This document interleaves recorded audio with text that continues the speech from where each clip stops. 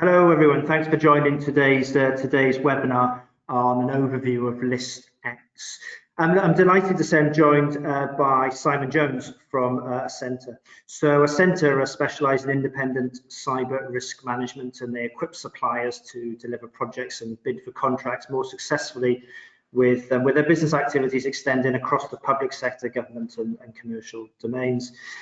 Simon has himself has over 20 years experience in the information security sector and is a well-known face in the corridors of our defence and security customers.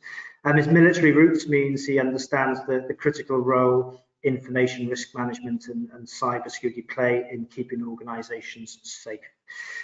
Simon's worked with a number of companies, large and small, providing expert consultancy services to assist them with preparing for ListX assessments, the topic of today's webinar.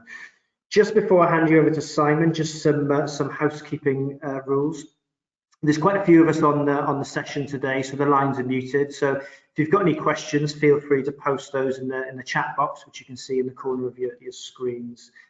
Now, I should also say this webinar has been recorded, and a copy of that recording will be made available afterwards for anyone who wants to sort of listen again as well.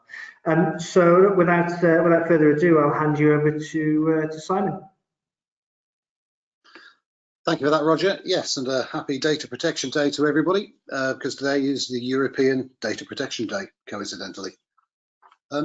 So as part of this afternoon's presentation, as Roger pointed out earlier, I'll be covering some of the key aspects associated with ListX and achieving ListX, starting initially with why we need to secure defence information, followed by a brief overview and history, and there's a quick run through of how ListX is attained, what you can do to prepare for ListX, and answering some common questions around security clearances, and then just touching on the MOD's cybersecurity model, which, while it's not directly associated with ListX, is another tool in the MOD or defence toolbox for assuring supply chain security. And then from there, we'll close for the webinar. So initially, why is it important to secure defence information? Well, when we think of defence information being leaked or breaches, we tend to think along the lines of nation state sort of attacks or exploitation.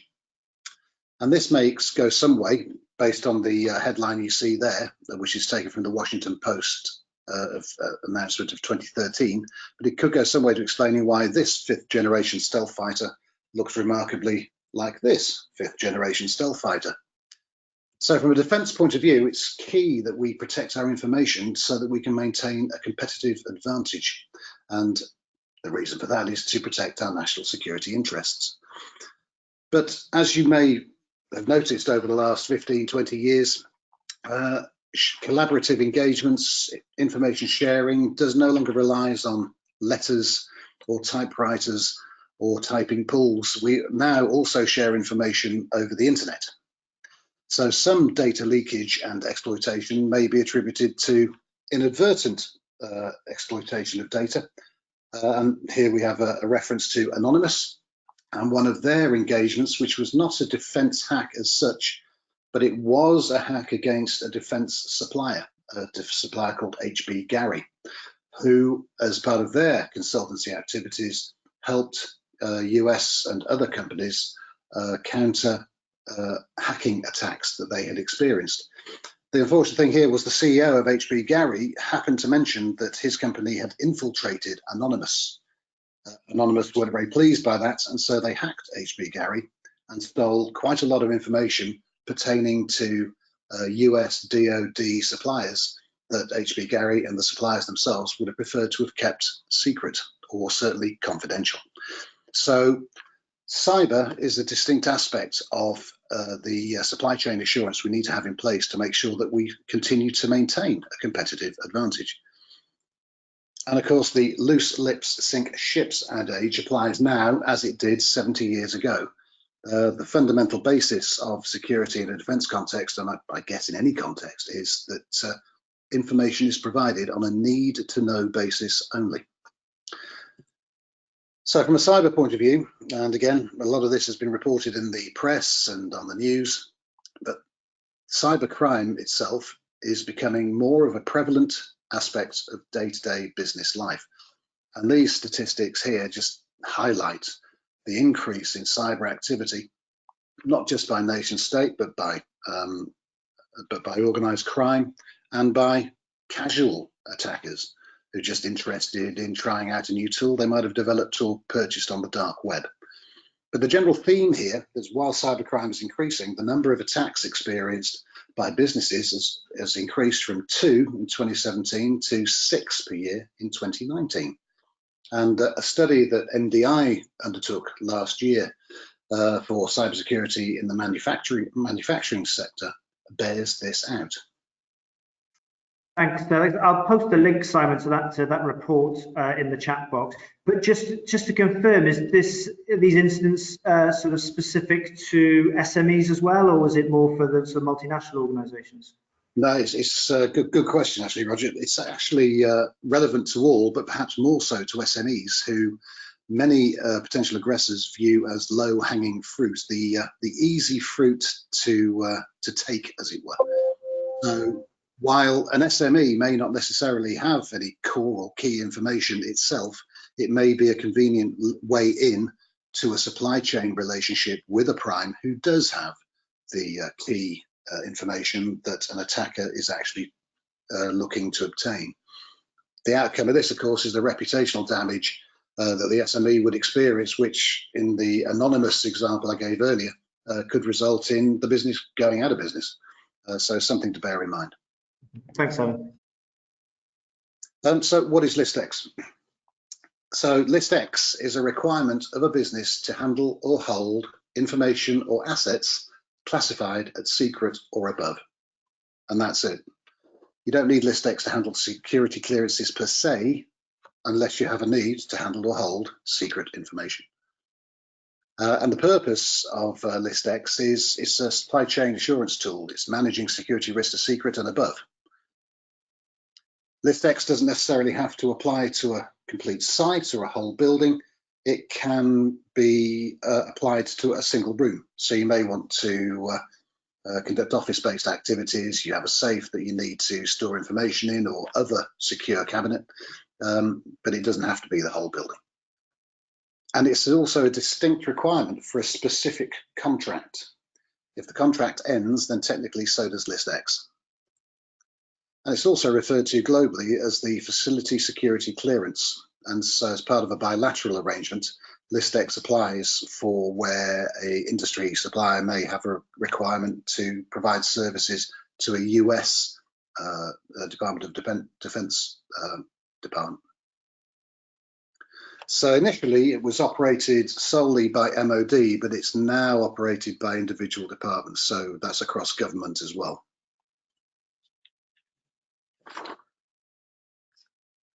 These requirements and processes may differ slightly from department to department, but that difference in interpretation is down to threat profiles, individual views on risk as they pertain to the contract that's being undertaken, and results of risk assessments that are conducted by departments also influence what they perceive as being important. External assessment remains focused on physical and personnel security arrangements. Doesn't necessarily include any IT requirements.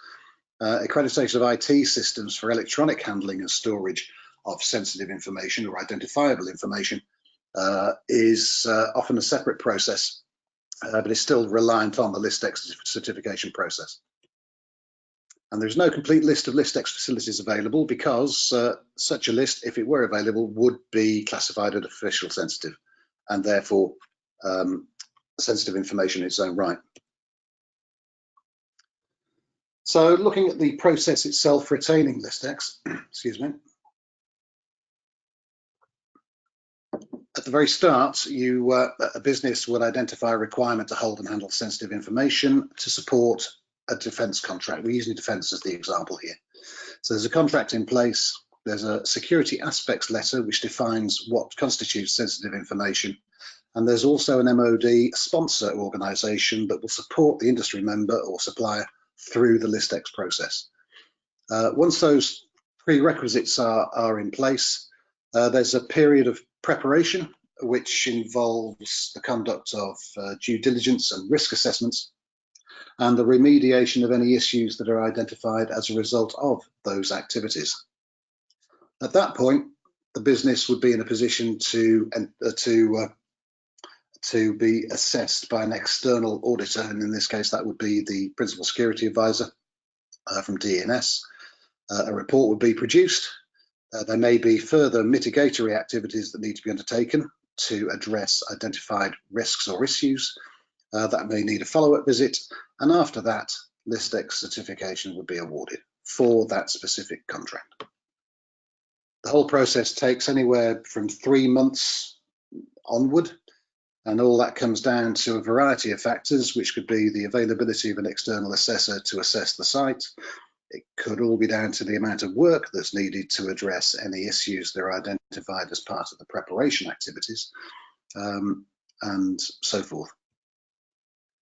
And as I mentioned earlier, accreditation of any IT systems is a separate process, and part of that would need the registration of the IT system required to hold and store sensitive information on what's on a system called the Defence Assurance Risk Tool, or DART.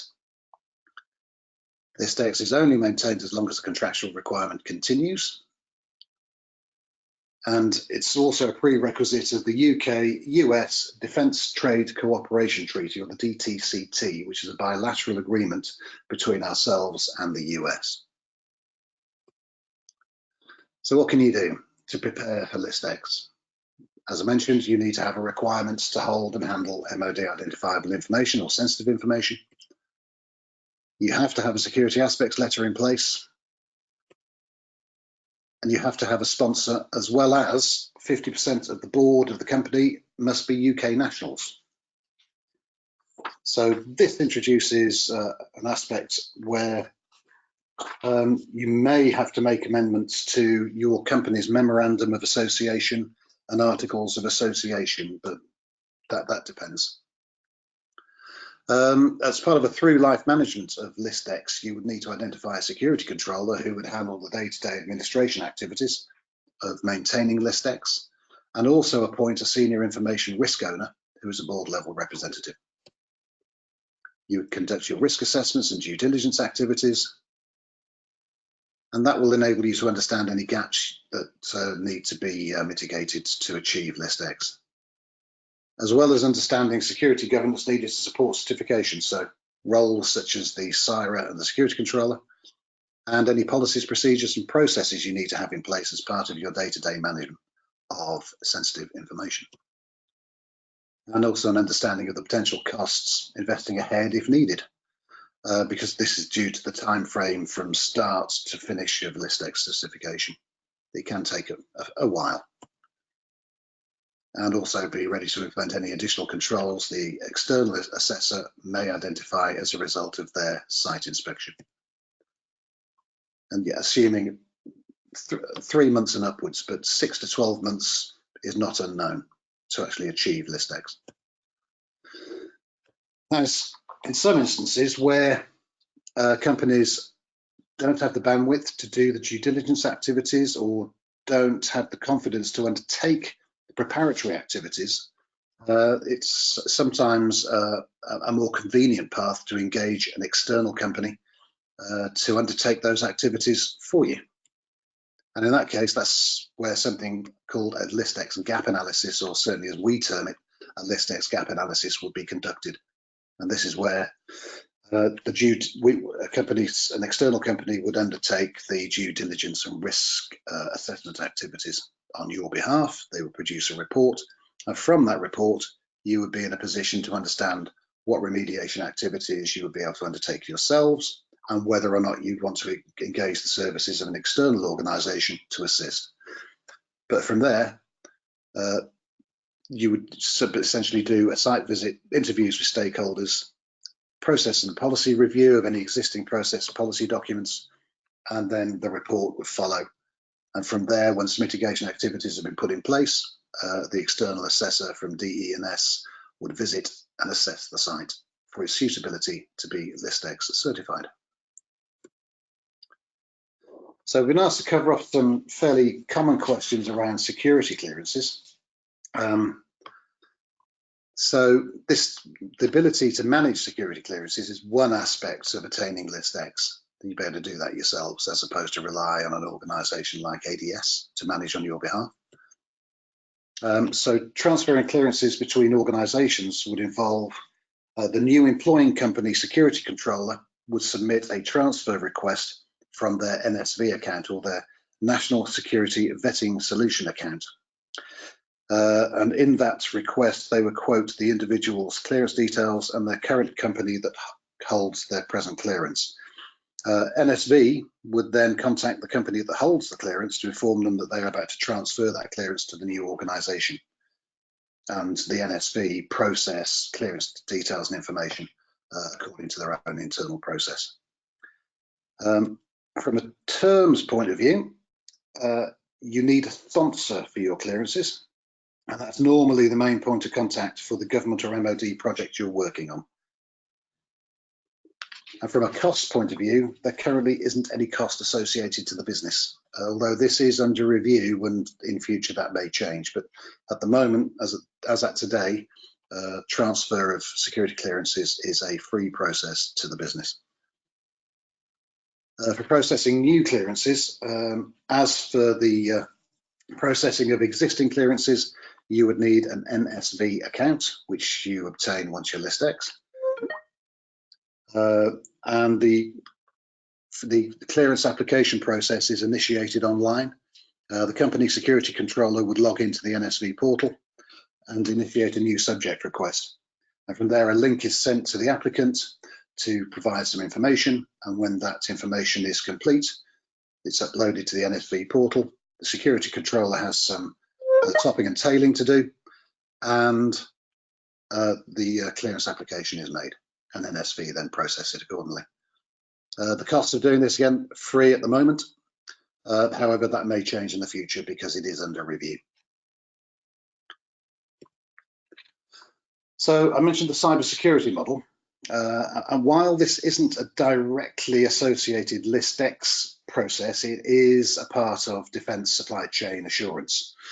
The cybersecurity model, or CSM, was developed by the Defence Cyber Protection Partnership a few years ago now, and it's a joint initiative between defence and industry. So it's not directly related to ListX, but it is all about providing an additional mechanism for MOD to manage supply chain security risks. CSM is a defence condition or a DEFCON flow down and is encompassed under DEFCON 658, and DEFCON 658 applies to all defence suppliers. And just for general information, there are other DEFCON flow downs which may apply contractually. DEFCON 660, which is the requirement to develop an IT network capable of communicating and sharing official sensitive information. And DEFCON 659A, which are security measures required for secret IT networks. Cybersecurity model itself applies to all new contracts from October 2017. Legacy contracts are in the process of being reviewed. But essentially what happens with the cybersecurity model is a risk profile is assigned to the project or the contract that MOD engage upon with an industry supplier. And the risk profiles range from not applicable, where no additional security controls are required, although Cyber Essentials is recommended to be held as a bare minimum, but not imposed. Very low risk profile, where Cyber Essentials as a bare minimum is required, plus a couple of other security controls to be applied to the corporate network and methods of communicating with MOD. Low, where Cyber Essentials plus is a bare minimum, plus additional controls, as well as those for very low. Medium risk and high risk. So those are the 5 categories. And details of that are on a link which I think Roger will be posting later. Information is available on the .gov website. Supply chain organisations are expected to meet specific security requirements based on the assessed CSM risk profile score. And again, it's focused on handling and processing and storing of identifiable information.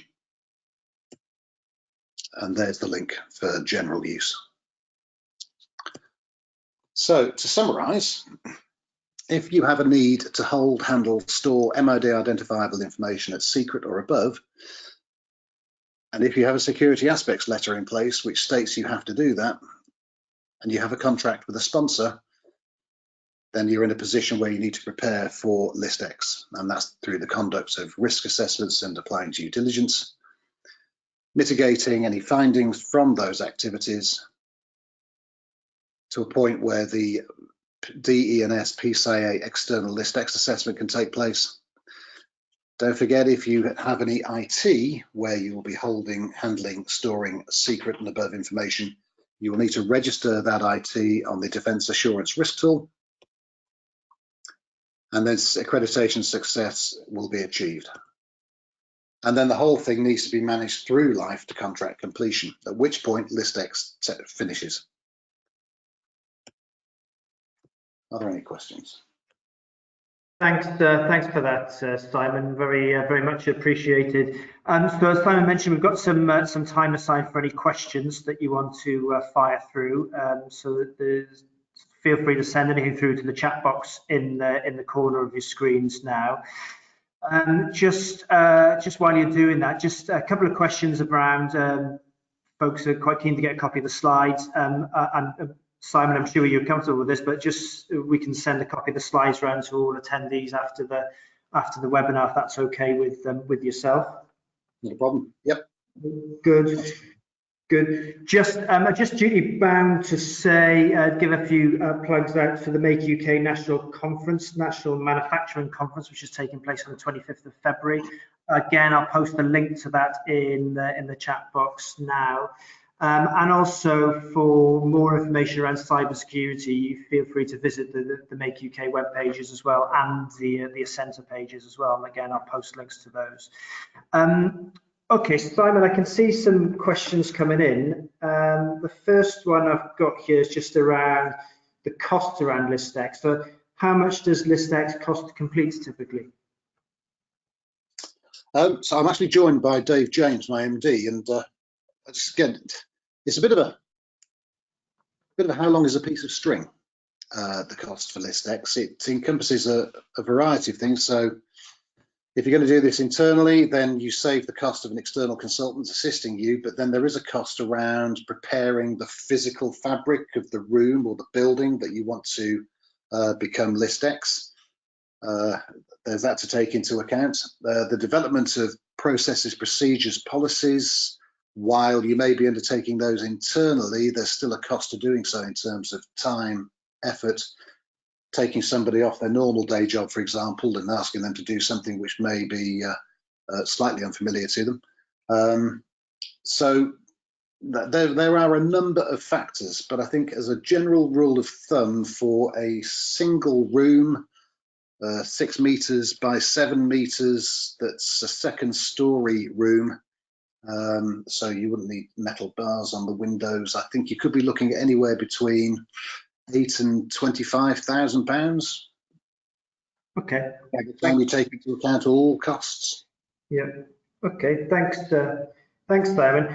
Someone's another one here, and Dave, glad you're there as well on hand for any technical queries. Someone's asking about this, if there's a prescriptive list of things to achieve List X. No, there isn't. Fair enough. It would be really nice if there was, but unfortunately there isn't. And the reason for that is because each List X requirement is to high regard rather bespoke in nature. And again, there's a variety of factors which contribute to that. Depends on the security classification of the project. It depends upon the nature of the contract and the business, and also the perceived threat as part and parcel of delivering that contract. So a number of aspects here which cannot be defined. I think that's right, Dan. Yeah, and I think it's basically the whole of government is moving towards a risk-based approach to security, and a prescriptive one-size-fits-all doesn't always work. can become too expensive for the customer or the person going through the process, sorry, and also cannot actually meet the need in terms of reducing the risks appropriately. So there's a big emphasis on risk assessment to drive the requirement that's specific to your particular ListX site. Okay. Thanks, thanks both. There's a specific one has come in from Nick. Thanks for the question, Nick. Nick's asking for confirmation about one point. Do we get a BT secure line for IT? What's BT secure line, I suppose, is the first question. You certainly need an alarm system that is connected to a 24-hour call centre. BT Redcare used to be the one. I think there are others available. Is that what it's referring to, or? It might be. I mean, I'll suggest if it's not, it might be one. I'm sure you both, if Nick's happy, we can take it offline and we can. Yes. Might require further conversation. There's another one here around. Do you need ListX for managing clearances? So not specifically. So if you are a ListX, have a requirement to be a ListX site, then you have, by definition, secret or above material. And one of the things you need to have in place to protect that material is cleared people. Only cleared people access it. But it centers on you having secret material on your site. So if you don't have secret material on your site, you just need clearances, then there are other ways of achieving that. And I think someone mentioned it earlier on. Aerospace Defence Security, one of your competitors, does provide that as a service. Okay, all right, no, thanks. Actually, just back on that BT secure line. Sorry, Nick's just come back on the message. Is referring to the, now this is where my technical knowledge is non-existent. So Nick's referring to the RMIL to communicate to MOD. Yeah, so I think he may mean the RLI, Restricted Land Interconnect. So that is separate to ListX again, and you can either connect it directly into your own IT system and have a dedicated RLI email address, or you can have standalone terminals. Depending on the business need, you choose the right tool. We use an RLI terminal, but it is for up to official sensitive. It's not for secret and above. Okay, thanks Dave for clearing that up. Apologies, I may be sort of misinterpreting some of the questions here as well. Okay, if we've still got a couple of minutes left, so we've still got some questions, so I'll plow on if that's okay with you both. Yeah. So there's a question here about, someone's asking about ISO 27001. Is that a good starting point for ListX? It's not a bad starting point, but it may miss the point. So if you were going to use 27001, which is about 150 odd controls, and you're only going to apply them to your ListX site area, then yes, you might be in a good starting point, but it won't pick up all the things you need to do, because presumably you were applying 27001 in a commercial environment rather than thinking about it from a government perspective. So you do need access to the government's not requirements per se, but the government process for identifying the controls you need to put in place to protect your ListX site. Okay, thanks Dave. And maybe just sort of I can squeeze in one more as well. Okay, someone's asking about, can you begin work on a ListX contract whilst preparing to become ListX? On this means, I'd say no. I think that would have to be a decision made by the defence authorities on a case-by-case basis. Okay. No, thanks again for that, Dave. I think we're up to sort of our allotted time for the session. There's just a couple of unanswered questions that might require further sort of coverage offline. I'm sure you've said you're happy to pick up any unanswered questions. So we'll endeavour to get back to those people who've asked questions that we can't haven't answered in this session. It just leaves me sort of time to say thank you to Simon really for your time today on ListX. I think the volume of questions that we've got through is sort of says it all really. Lots of people wanting to know more about this subject, and certainly it's a topic worth exploring in greater detail. And we'll do just to repeat, we'll do a follow up of the copy of the slide deck and the recording of the webinar. And share contact details there. So if there's anything that you want to get in contact directly with the folks at the centre, you can do. And yeah, I'll leave it at that. But thanks Simon, and thanks Dave for technical assistance. Much appreciated. Thank you. Cheers. Good afternoon all.